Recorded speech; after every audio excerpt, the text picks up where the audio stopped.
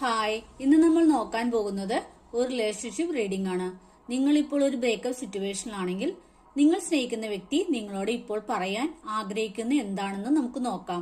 അതിനുവേണ്ടി ഞാനിവിടെ 4 പൈൽ വെച്ചിട്ടുണ്ട്. നിങ്ങളുടെ ഇൻഡ്യൂഷനോട് ചോദിച്ച് ഏതെങ്കിലും ഒരു പൈൽ നിങ്ങൾ സെലക്ട് ചെയ്യുക. അപ്പൊ നിങ്ങൾ സെലക്ട് ചെയ്യുന്ന വിചാരിക്കുന്നു. നമുക്ക് നോക്കാം.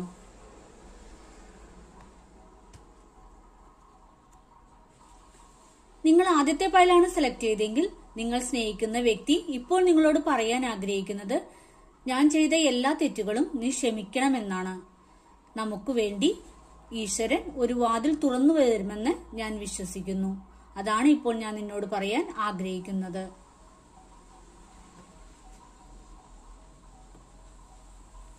ഇനി നിങ്ങൾ രണ്ടാമത്തെ പൈലാണ് സെലക്ട് ചെയ്തെങ്കിൽ നിങ്ങൾ ഇപ്പോൾ ഒരു ബ്രേക്കപ്പിലാണെങ്കിൽ എല്ലാം മറന്ന് നിങ്ങളിലേക്ക് തിരിച്ചു വരുവാൻ, ഒരു പുതിയ തുടക്കം തുടങ്ങുവാൻ ആ വ്യക്തി ആഗ്രഹിക്കുന്നു.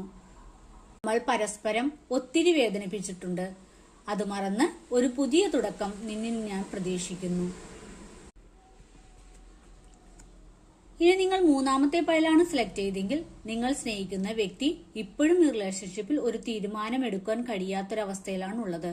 ഇത് വേണമോ വേണ്ടയോ എന്ന് ആ വ്യക്തിക്ക് തീരുമാനിക്കാൻ കഴിയുന്നില്ല.